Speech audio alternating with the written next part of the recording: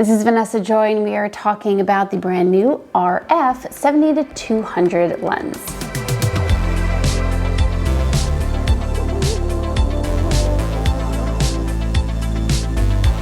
This is our beautiful lens that we have here. Now, this baby I'm grabbing out of my bag more often because it's lighter, but it's also super fast focusing. Focusing is sort of a marriage between the lens and the focusing capabilities of the camera. Now, these shots were taken with the Canon EOS R, which has beautiful head and eye detection, which you can see performing really nicely in these shots.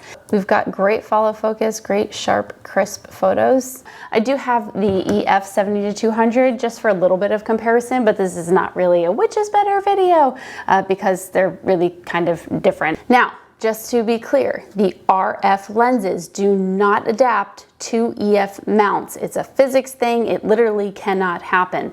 So if you're going to buy an RF lens, it is because you have an RF mount camera like the EOS R, which I am actually filming this with right now, or perhaps one of the new cameras that are coming out, the R5 or the R6. Before we jump into this, make sure that you download my free posing inspiration guide. We could all use some inspiration. Get that in the link below with lots of ideas on how to pose groups and individuals. Off the bat, if we're going to compare the two, there are some significant differences, or should I say significant improvements that are pretty big in my opinion, and I'll get to why in a little bit.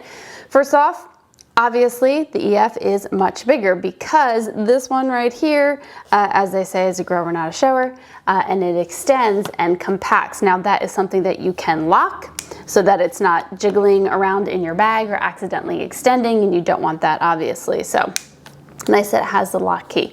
This is a lighter lens, and that is a big deal. This lens right here is 3.3 pounds as opposed to the RF version, which is only 2.35. Or if you want to do that in grams, the RF lens is 1,070 grams versus EF lens is 1,480 grams. So those are some big things. Now, they both have image stabilization in it, but the image stabilization in the RF lens is much more advanced. Let me just show you the buttons here, right? You've got all of your same buttons as far as image stabilization goes. You know, it's on, off, or modes 1 or 2, but the RF has a third mode.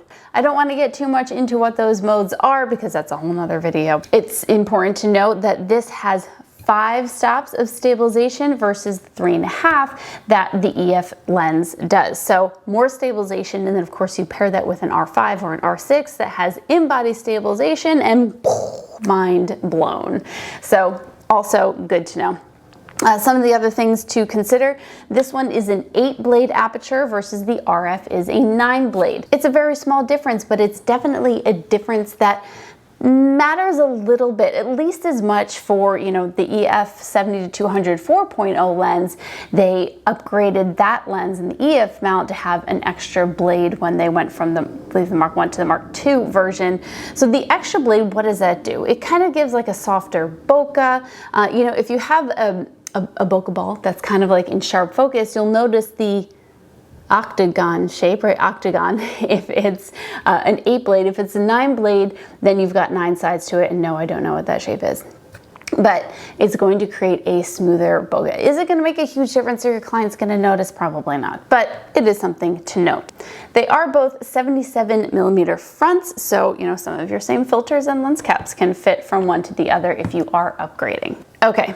That's all the boring crap that you probably could have read off like a spec sheet on Adorama. But here's what actually matters: shooting with it. What does that mean? Now, the 70-200, I think it's a staple in any photographer's bag. However, I don't pick it up out of my bag half the time. Why? Because it's heavy, it's cumbersome, and I usually use my 135 2.0, which is a beautiful lens and goes all the way down to 2.0, and I don't have to worry as much about shake, being able to go a little bit lower on the aperture, plus the lens is super light. So this is great to have in my bag, and it's wonderful, and I use it, but not nearly as much as I found that I used this baby.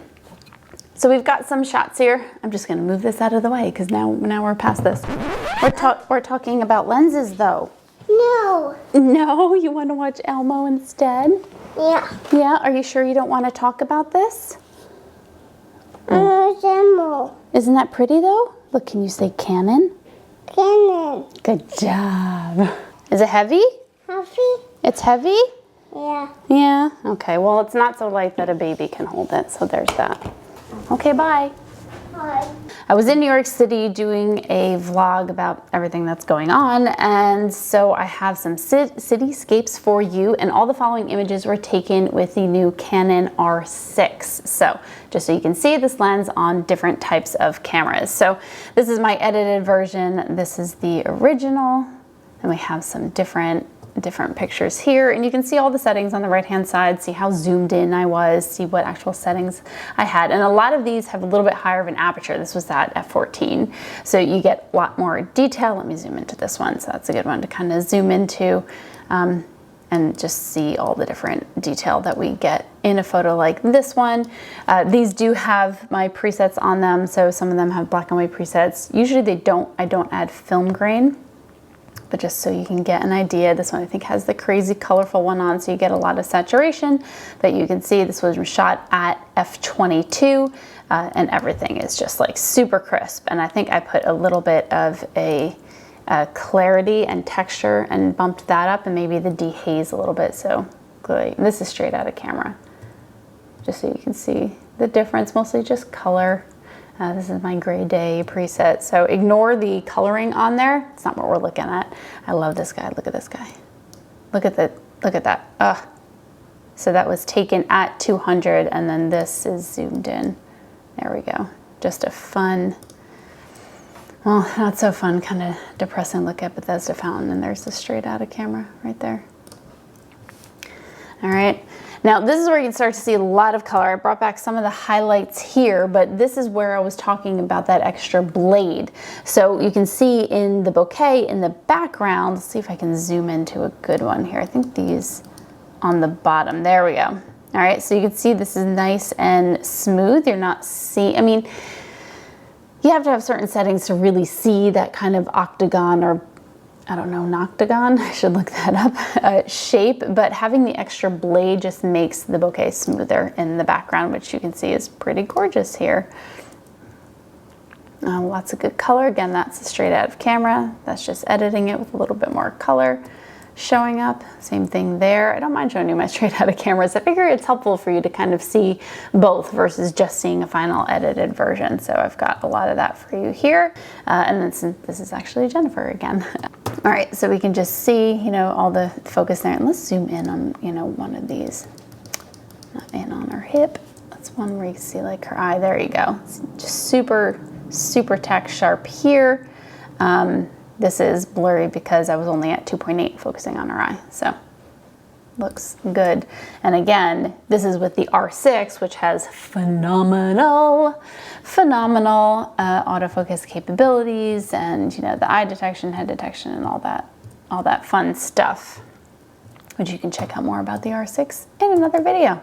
All right, so that's what we got. These are all different shots that I use this RF 7200 lens using both the EOS R and the EOS R6, so you can just get a different view with different lenses and lots of different stuff. We've got portraits and landscapes and close-ups and everything you could possibly want. If you like what you're seeing so far, especially the poses, I have a free posing inspiration guide for you that you can download in the link below. It's great for individuals, couples, and groups. So with all great things comes a really great price tag, and I do mean expensive, not necessarily a deal. The RF 7200 lens right now is $26.99 US. It is very expensive because it's a lens that you probably will keep for most of your photography career. All of the RF glass is more expensive. There's lots of reasons why, but personally, I think it's a good investment, and definitely one, if I'm shooting mirrorless, it's got to go in my bag. So that's what I think of the 70-200. Let me know what you think about the 70-200 down in the comments below. Make sure you hit subscribe, ring the bell, like, comment, and share, and all the things, and I'll see you next time.